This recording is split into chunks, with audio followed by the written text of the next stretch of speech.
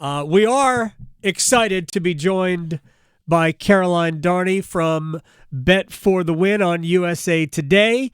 Let's see, earlier in the program, we had Chris Spatola, an Army veteran.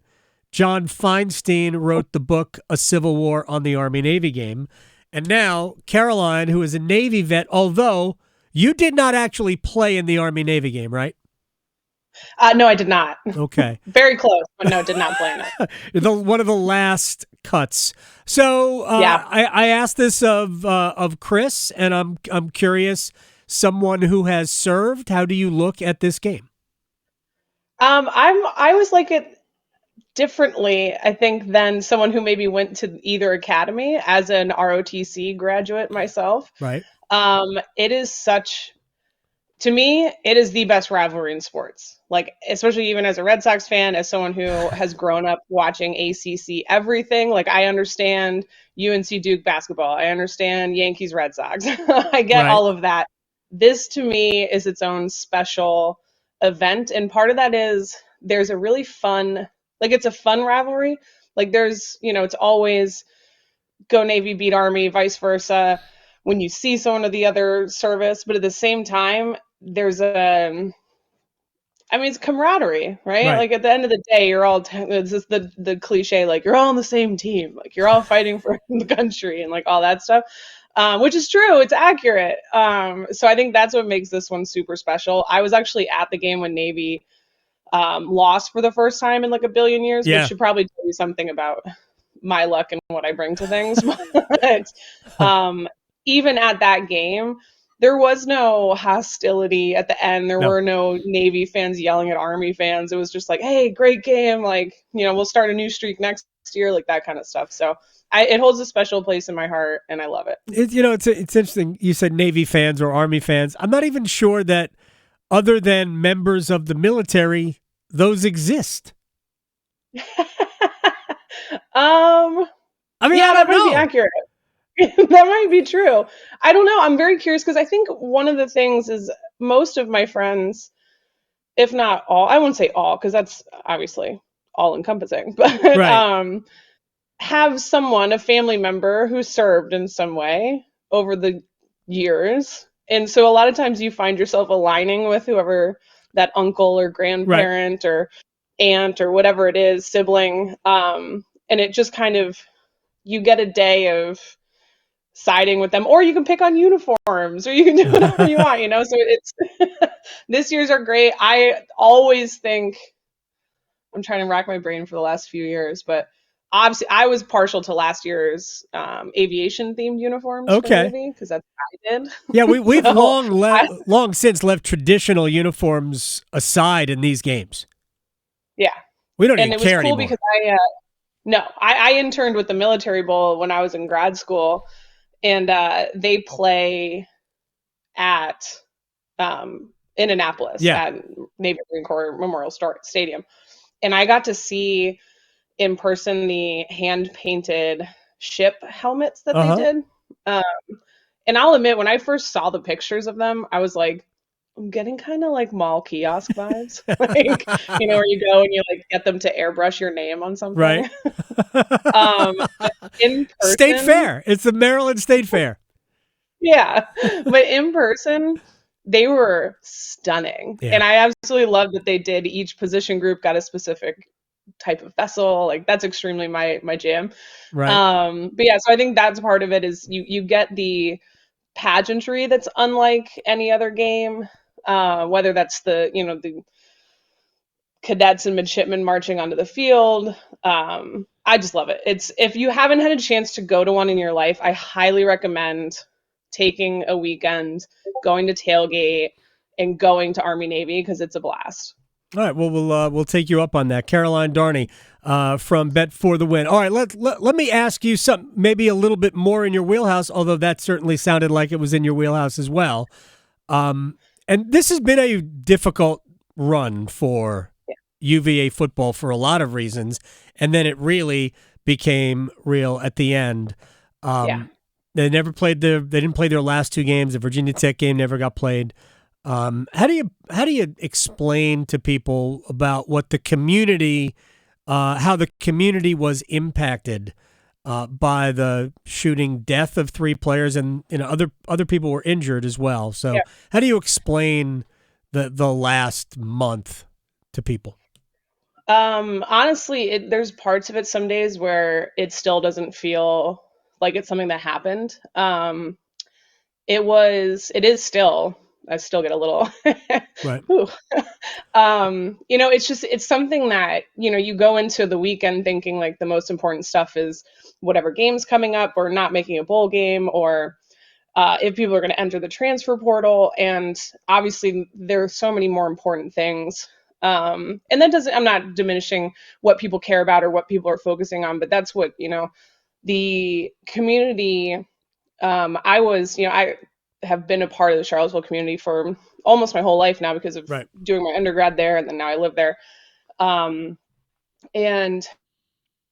it was remarkable, not surprising, but still very touching to see just how the community responded and how quickly and in what ways people reached out to each other, were there for each other, reached out to the families of not just Mm-hmm. those that we lost, but that were impacted. Like you said, the well wishes going to Mike Hollins in the hospital, rooting for his recovery, the support that the athletic department and coaching staffs across all sports, because this isn't something that just affects one team. Right. A lot of these guys were not just friends with other student athletes, but they were, by all accounts, incredible members of the Charlottesville and UVA Mm-hmm. communities. Like, they were kids that went to class. They were, I shouldn't say kids, but the young men that went to class and participated in their communities and had impacts way, way bigger than what they were doing on Saturdays. And so it was, in the sadness, it was beautiful to hear stories about those 3 young men, about Lavelle, Deshaun, and Devin, how they impacted other people, Mm-hmm. how they impacted their classmates, how they impacted their teachers. And it's just been really, really difficult. There's sometimes where anyone who's experienced loss knows that honestly the only thing that can hope to make things feel better is time. Mm-hmm.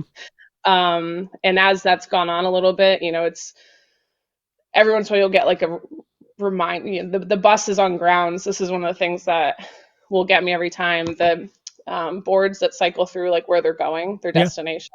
So it'll say like, University Circle or whatever. And then we'll always go through, remember Lavelle, remember Deshaun, remember Devin. They each get one Okay. that goes through. And so it's just one of the small things that is a nice, what's important now is remembering those 3 young men, and carrying on their legacies. I was happy to see the degrees Yeah. posthumously awarded. I think Tony Elliott has been a very solid leader through this whole process. It wasn't Mm-hmm. what I imagined his dream first season would be on No, the field, was not. but he has spoken to the fact that he thinks he was there for a reason for this, like to be there to support. And um, and I'm so proud of the student athletes that, the women's basketball team, for instance, played the first game after the shooting and went out and put it all out on the court and Mm-hmm. played with their hearts. And you saw the men's basketball team do the same in Vegas, and they won those games. If they had lost those games, I think the amount of pride would still be the same, just for, Mm-hmm. it's a heavy thing to carry. And so, and then the last thing I'll say too is I am still so incredibly touched by the gestures from across the athletic community, like around the country. Mm-hmm. Um, our friends down in Blacksburg were fantastic. Yeah, they have a share. You guys have a shared experience. I mean, One you never different. want to share. Right, Yeah. exactly. But and I said this Yeah. to David Teal at the time that if anybody understands what Charlottesville was going through, it would be Blacksburg. Caroline Darney is joining us here. Let me make you angry. Can I make you angry? I made you sad. Now I want to make you angry. Okay. Because you already mentioned, I had already planned on asking you this anyway. Explain to me, as a Red Sox fan, how you can let Xander Bogaerts walk out the door now knowing that if this was even a possibility, you should have traded him at the deadline. What happened here? My rankings of like things that make me mad about it is mostly that the Red Sox let it get to this point. Right.